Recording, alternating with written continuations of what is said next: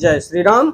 आइए चलते हैं हम आपको फिर पुनः लेके प्रभु श्री राम के रामचरितमानस की कथा चतुर्थ सोपान किष्किंधा कांड में। तो ओम श्री जानकी बल्लभो विजयते, ओम श्री गणेशाय नमः।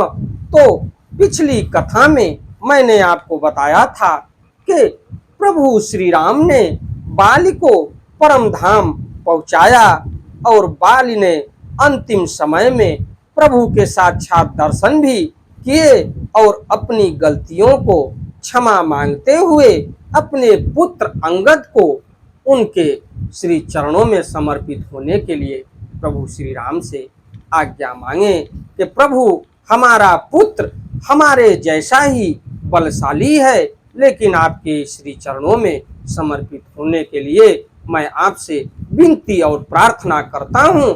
और आगे चल के देखा जाए तो सुग्रीव का राज्याभिषेक और अंगद को देखा जाए तो युवराज पद की प्राप्ति, तो आगे की कथा में मैं आपको ले चलता हूं।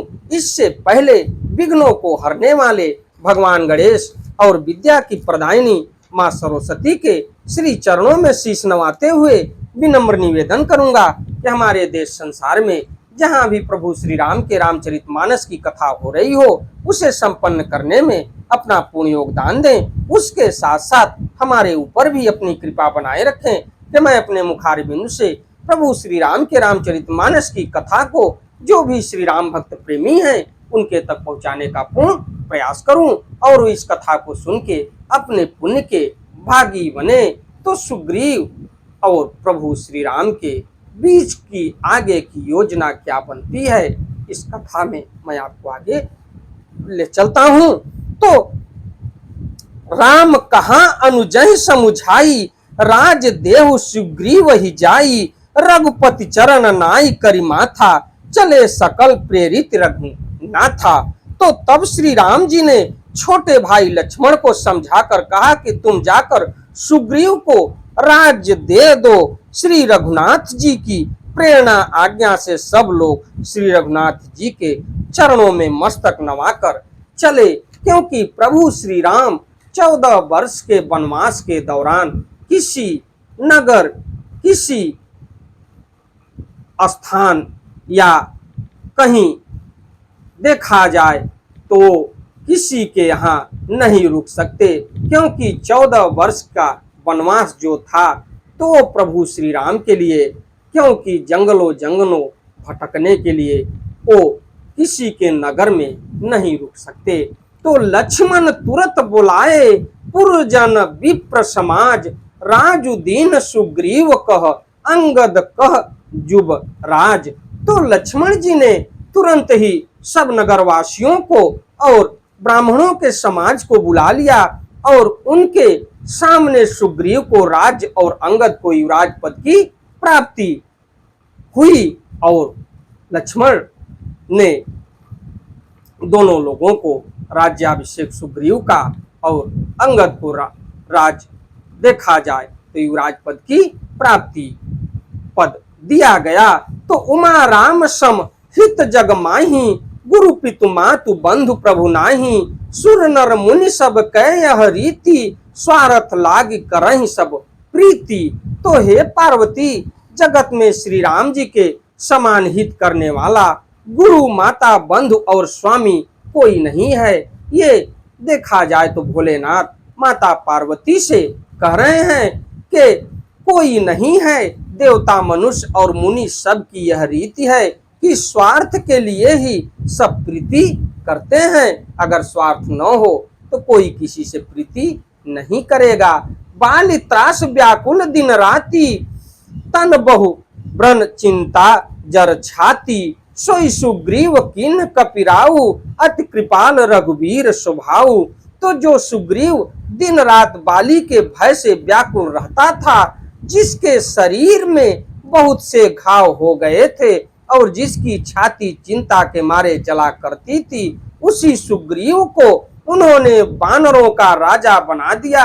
श्री रामचंद्र जी का स्वभाव अत्यंत ही कृपालु है। जानतहु अस प्रभु परिहरहि, काहे न विपति जाल नर परहि, पुण्य सुग्रीव ही लीन बुलाई, बहु प्रकार नृप नीति सिखाई। जो लोग जानते हुए भी ऐसे प्रभु को त्याग देते हैं, वे क्यों न विपत्ति के जल में फंसे।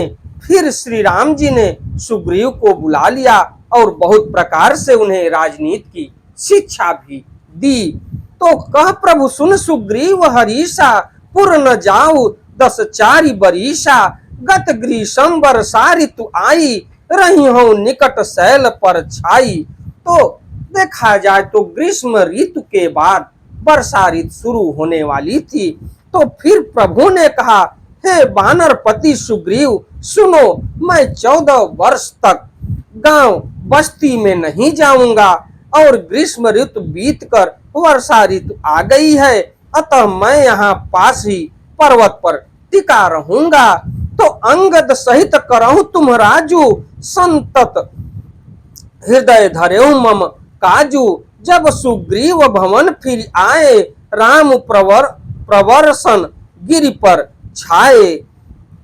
तुम अंगद सहित राज्य करो, मेरे काम का हृदय में सदा ध्यान रखना माता वैदेही के खोज के लिए। तो तदंतर जब सुग्रीव जी घर लौट आए, तब श्री राम जी प्रवर्षण पर्वत पर जा टिके।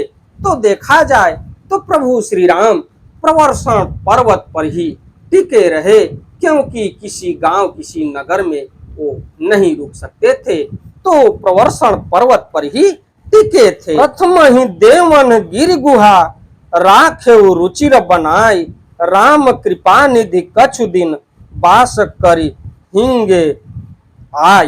तो देवताओं ने पहले से ही उस पर्वत की एक गुफा को सुंदर बना सजा रखा था।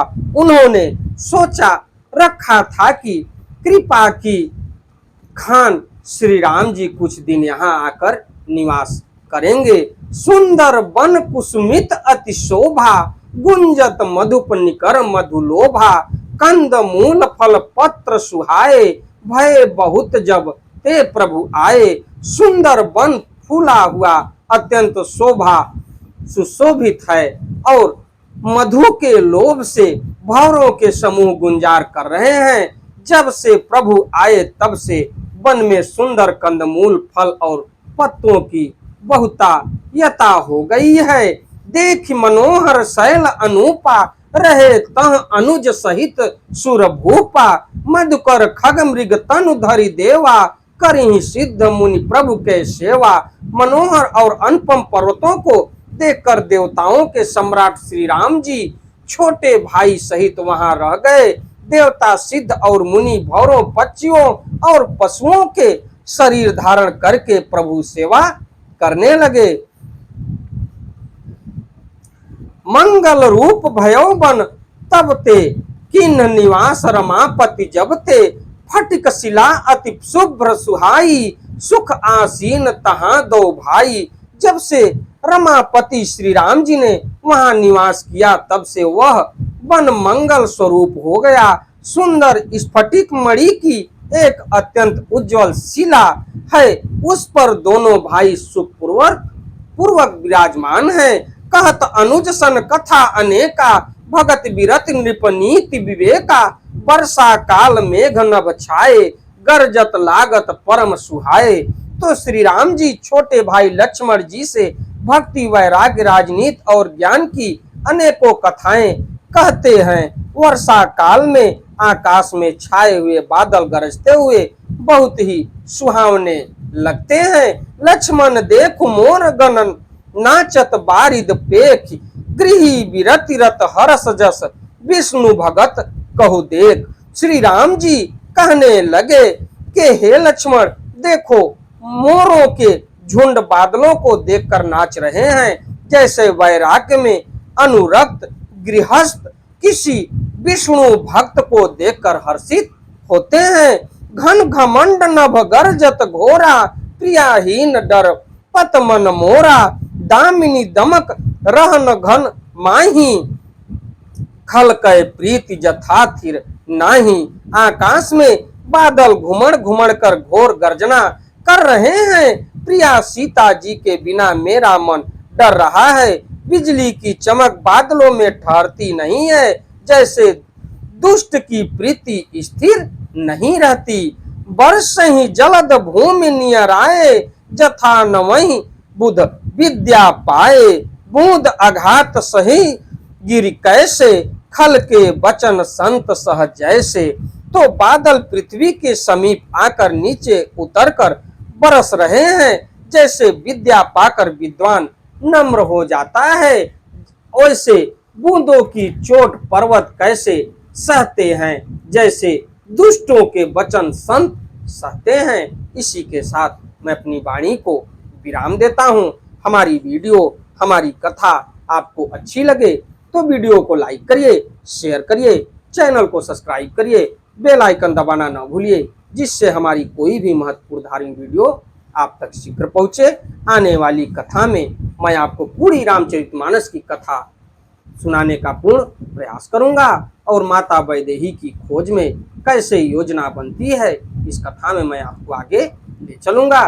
तो चलते चलते एक बार प्रेम से बोलिए, प्रभु श्री राम की जय हो, प्रभु श्री राम की जय हो, प्रभु श्री राम की जय हो।